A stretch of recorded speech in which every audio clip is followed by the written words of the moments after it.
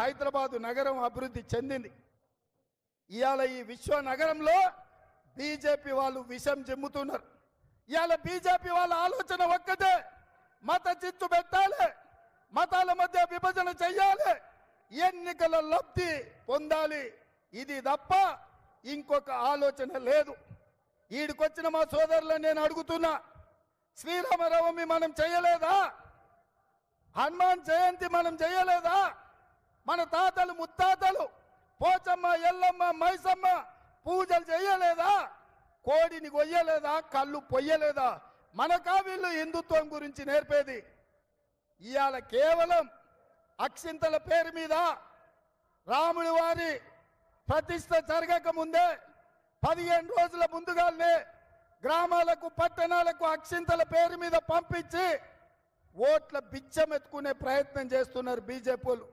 అందుకే నేను ఒక మాట చెప్పదలుచుకున్నా ఈ వేదిక మీద నుండి, దేవుడు గుడిలో ఉండాలి, భక్తి గుండెల్లో ఉండాలి.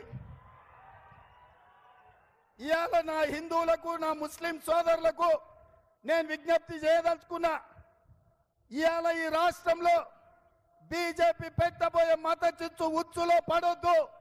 మన అందరం సోదరులం, మనందరం మన రాష్ట్రాన్ని కాపాడుకుందాం. మన రాష్ట్రంలో శాంతి భద్రతలను రక్షించుకునే బాధ్యత మనది.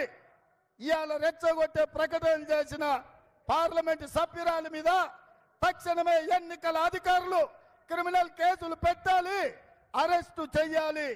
మతాన్ని అడ్డం పెట్టుకొని ఎన్నికల్లో ఓట్లు అడిగి ప్రజల్ని రెచ్చగొట్టడం తీవ్రమైన నేరం. ఇవాళ ఈ హైదరాబాద్ ఈ తెలంగాణ గడ్డ మీదనే అమిత్ షా గారు ఉన్నారు, రేపు నరేంద్ర మోడీ గారు రాబోతున్నారు. నేను అడుగుతున్న అమిత్ షా నరేంద్ర మోడీని, మీ పార్లమెంట్ సభ్యురాలు మీ పార్టీ నాయకురాలు 15 సెకండ్ల సమయం ఇస్తే ఈ దేశంలో కోట్లాది మంది ప్రజల్ని అంతు చూస్తామన్నారు. మీరు సమర్థిస్తున్నారా? మీరు శిక్షిస్తారా? ఒకవేళ మీరు సమర్థించకపోతే తక్షణమే మీ పార్టీ నుంచి బహిష్కరించండి.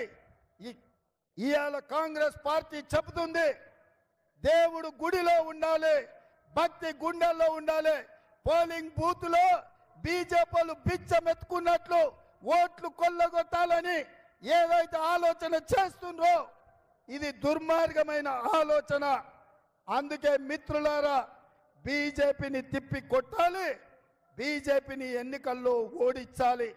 ఇవాళ ఆనాడు సోనియమ్మ ఖమ్మంలో ఉక్కు కర్మాగారం ఇచ్చింది, కానీ బీజేపీ మాత్రం మనకు గాడిద గుడ్డిచ్చింది. వరంగల్లో రైల్వే కోచ్ ఫ్యాక్టరీ సోనియమ్మ మనకిస్తే నరేంద్ర మోడీ గాడిద గుడ్డిచ్చిండు మనకు. ఇవాళ ఐటీఐఆర్ కారిడార్ సోనియమ్మ మనకిస్తే నరేంద్ర మోడీ గాడిద గుడ్డిచ్చిండు.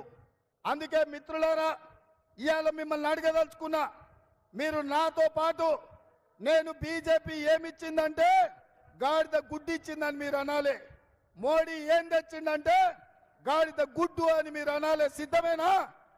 సిద్ధమేనా? సిద్ధమేనా? సిద్ధమేనా? బీజేపీ ఏమిచ్చింది? నరేంద్ర మోడీ ఏం తెచ్చిండు? బీజేపీ ఏమిచ్చింది? నరేంద్ర మోడీ ఏం తెచ్చిండు? మరి మిత్రులారా, గాడిద గుడ్డిచ్చిన బీజేపీకి కర్రు గాల్చి వాత పెట్టాల్సిన బాధ్యత మన అందరి మీద ఉన్నది. మన నగరాన్ని కాపాడుకొని, మత సామరస్యాన్ని కాపాడుకొని, ఈ నగరంలో పెట్టుబడులు తెచ్చి ఈ నగరాన్ని విశ్వ నగరంగా చేసే బాధ్యత కాంగ్రెస్ పార్టీ తీసుకుంటుంది. ఇవాళ బీజేపీకి ఓటేస్తే రాజ్యాంగాన్ని మార్చడానికి ఓటేసినట్టే, బీజేపీకి ఓటేస్తే ఎస్సీ ఎస్టీ బీసీ రిజర్వేషన్లను రద్దు చేసినట్టే. అదే కాంగ్రెస్ పార్టీ రాహుల్ గాంధీ గారి నాయకత్వానికి ఓటేస్తే రాజ్యాంగాన్ని రక్షించడానికి ఓటేసినట్టు, రిజర్వేషన్లను పెంచడానికి ఓటేసినట్టు. అందుకే మీరందరూ మనమందరం రాహుల్ గాంధీ గారి నాయకత్వంలో పని చేయడానికి, కాంగ్రెస్ పార్టీని గెలిపించడానికి మనందరం సిద్ధం కావాలి. మీరందరు సిద్ధమేనా? సిద్ధమేనా? గట్టిగా, ఇంకా గట్టిగా, ఇంకా గట్టిగా ఢిల్లీకి వినిపించాలి, ఢిల్లీ మోడీ గుండెలు ఎదరాలి. సిద్ధమేనా? సిద్ధమేనా? సిద్ధమేనా? సిద్ధమేనా? జై కాంగ్రెస్, జై జై కాంగ్రెస్. హస్తం గుర్తుకే, హస్తం గుర్తుకే. చేవెళ్ళ పార్లమెంటు నుంచి డాక్టర్ రంజిత్ రెడ్డి గారు మన అభ్యర్థి. భువనగిరి పార్లమెంట్ నియోజకవర్గం నుంచి చామల కిరణ్ కుమార్ రెడ్డి గారు మన అభ్యర్థి. అదేవిధంగా మల్కాజ్గిరి ఏ పార్లమెంటు నియోజకవర్గం నుంచి నేను ఎన్నికైనో, ఏ ఎల్బీ నగర్ నుంచి నాకు 30,000 మెజారిటీ ఇచ్చి గల్లీ నుంచి ఢిల్లీకి ప్రశ్నించే గొంతుగా పంపించారు. ఆ పార్లమెంటు నుంచి పట్నం సునీత మహేందర్ రెడ్డి గారు అభ్యర్థులు. ఈ ముగ్గురిని అత్యధిక మెజారిటీతో గెలిపించాల్సిందిగా మీకందరికి విజ్ఞప్తి చేస్తూ మీ అందరి దగ్గర సెలవు తీసుకుంటున్న మిత్రులారా, జై కాంగ్రెస్. ధన్యవాదాలు మిత్రులారా. ఇప్పుడు మన భారత అఖండత గురించి, భారత ప్రధానిగా కావడానికి కన్యాకుమారి నుంచి కాశ్మీర్ వరకు భారత్ జోడో యాత్ర, నా యాత్రతో భారతదేశాన్ని ఒక ఉన్నతమైన దేశంగా తీర్చిదిద్దడానికి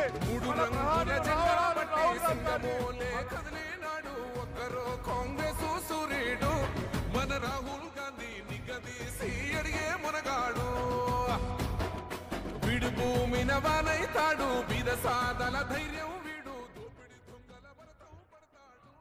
మన రాహుల్ గాంధీ దేశం బంగారు పోతే అవుతాడు.